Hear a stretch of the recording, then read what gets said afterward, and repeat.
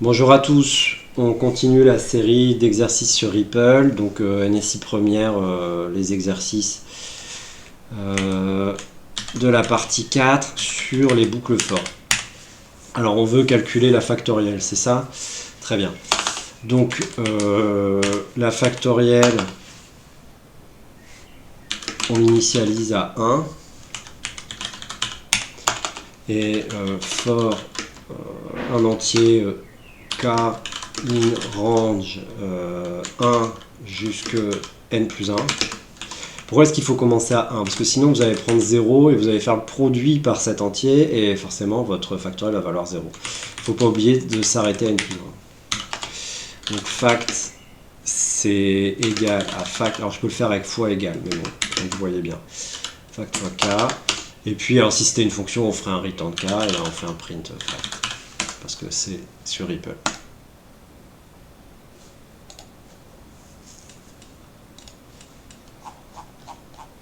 Bon, je vais vite parce que la factorielle c'est un truc qu'on a vu déjà plein de fois dans le cours, donc il n'y a rien de plus, puis il n'y a rien de très différent avec le précédent. On considère n nombres, le premier est n, ensuite on donne n entier. Ok, c'est tordu. Donc d'abord on nous donne le nombre de nombres et après il y a des entiers. D'accord. Et on veut savoir combien il y a de fois 0 là-dedans.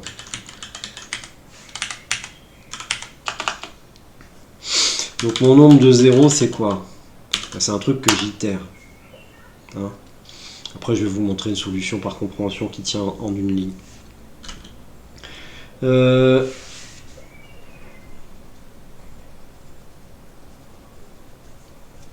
Ouais, donc for je sais pas quoi, in range n. Voilà. Nombre de 0 if int input, ce qu'on a saisi c'est 0. Mon nombre de 0 il augmente de 1 et à la fin je prenne ça. Ok,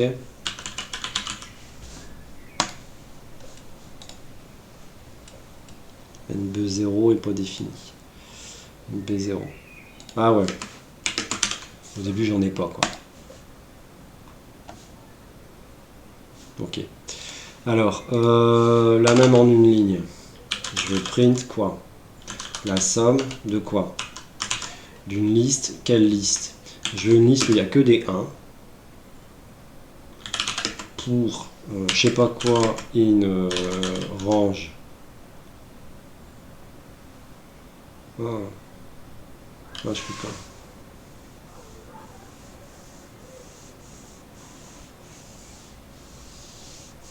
Ouais, je suis obligé de le faire en deux lignes.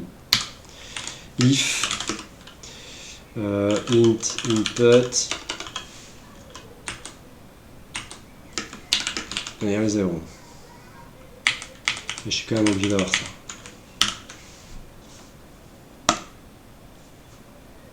Voilà. Bon, comment ça marche? Ça c'est une liste par compréhension. Donc je crée l'ensemble d'une liste qui contient que des 1 pour chaque objet de 0 à n-1, à condition que ce qu'on ait saisi soit 0. Donc c'est un compteur et je vais avoir un bâton, si vous voulez, à chaque fois que j'aurai eu une saisie égale à 0. Si je fais la somme de ces bâtons, ça me donne le nombre de 0. Si j'imprime ça, j'ai la réponse.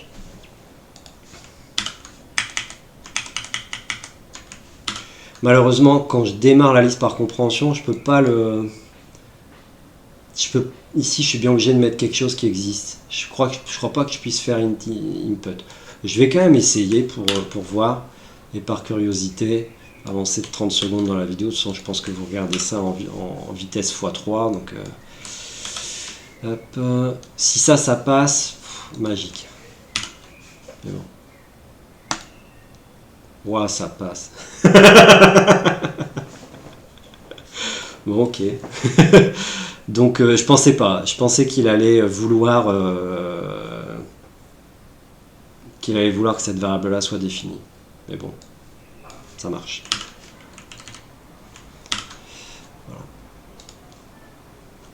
Il faut que... oh. Ouais, je vais quand même soumettre ma réponse. Hein. Je l'avais pas fait. Voilà. Hop, hop, hop.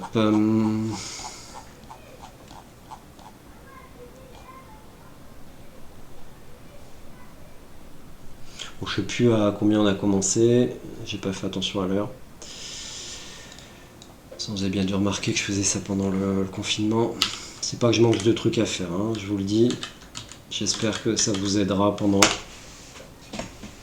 la rentrée, ce genre de choses, que de vous corriger ces questions-là.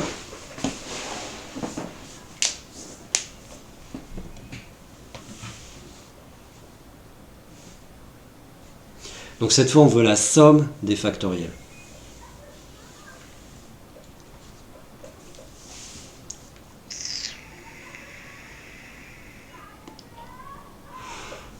Bon, je sais qu'il y a un moyen futé de faire ça avec des factorisations, mais je suis pas convaincu que ce soit optimal pour vous.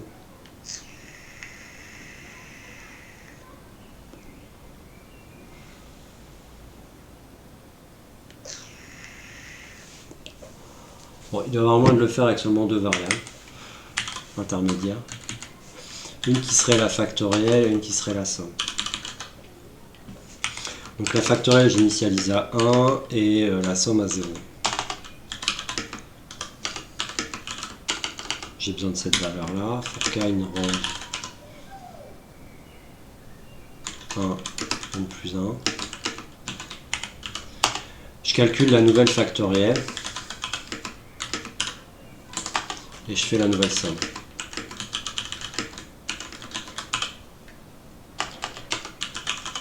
Puis je crois que c'est tout. Bon, c'est pas hyper optimal en termes de complexité, mais au moins c'est élégant. Enfin, je trouve que c'est élégant vu que ça tient en quelques lignes.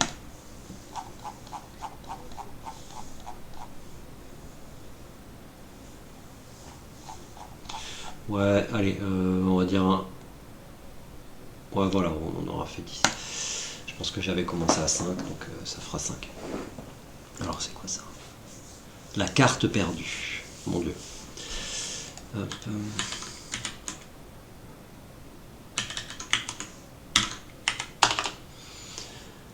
Un jeu de cartes numéroté de 1 à n. L'une d'entre elles fut perdue. Déterminer le nombre sur cette carte perdue en connaissant le nombre sur les autres cartes. On donne d'abord n, le nombre de cartes, suivi des n-1 cartes restantes. Le programme affiche la carte manquante.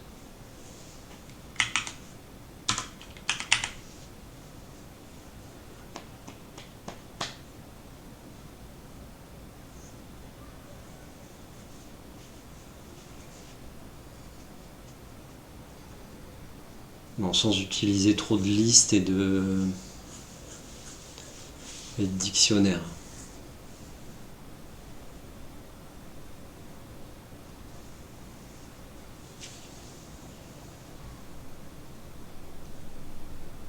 Bon, il y a une solution bourrine avec un dictionnaire qui serait de prendre un dictionnaire avec toutes les cartes. Par exemple, si j'ai l'égal 3. Donc de 1 à n. Donc j'ai mes cartes qui seraient ça.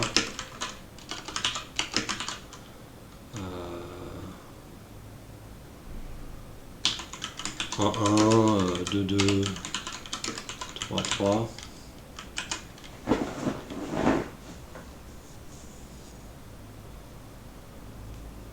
Ouais. Et à chaque fois que j'en rencontre une, je l'efface. À la fin, il va m'en rester qu'une. La carte perdue.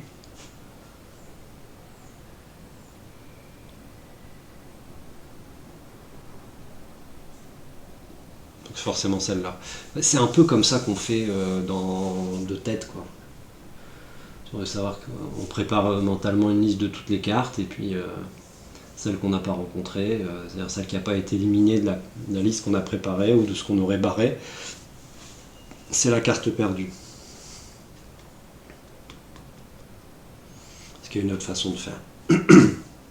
On peut trier les cartes peut trier les données par ordre croissant, mais vous ne savez pas faire, et sûrement pas pour un truc qui va rentrer au fur et à mesure. Il faudrait que vous connaissiez un tri en place, etc. Vous ne savez pas faire ça.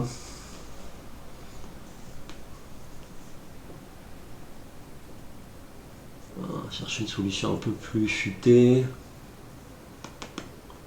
Ah, je vois pas. Hein.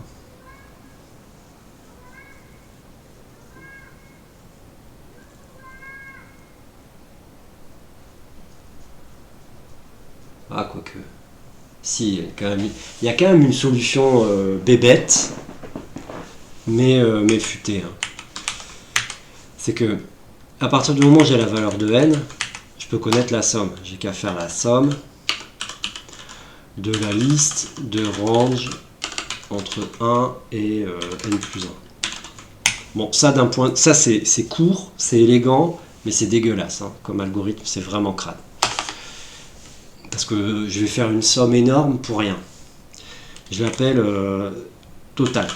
Ok, ça c'est la somme de toutes les valeurs des cartes. Ensuite, j'initialise une somme à 0. Et pour chaque carte que je reçois, 1 plus 1, une rangée, voilà. Je fais somme plus égale la valeur qu'on me donne. Ok? Et tout ce que j'ai à afficher à la fin, c'est totalement la somme. C'est forcément la carte manquante. Parce que, admettons, j'ai 1, 2 et 3. Je vais faire 1 plus 2 plus 3 comme carte dans le paquet. Hein. J'ai 1 plus 2 plus 3, ça fait 6. Si on me donne 2 et 3, ça fait 2 plus 3, 5. Et si je fais 6 moins 5, ça vaut 1. Et c'est la valeur de ma carte manquante. Donc ça, je suis certain que ça passe. Non.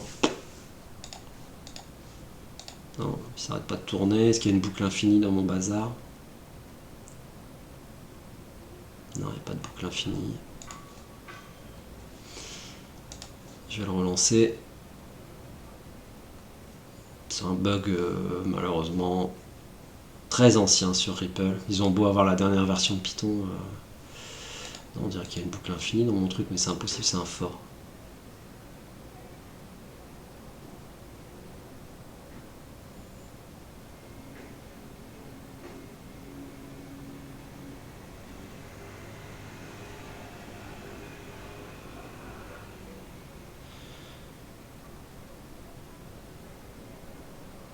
Suivi des N1. Tant pour moi. Voilà. Je vais vous expliquer ce qu'elle n'est pas. On nous donne N-1 cartes restantes. N-1 cartes restantes, ça signifie que je ne peux en demander que N-1 à l'opérateur. Donc là, mon programme est resté figé sur une dernière demande de saisie qui n'avait jamais lieu.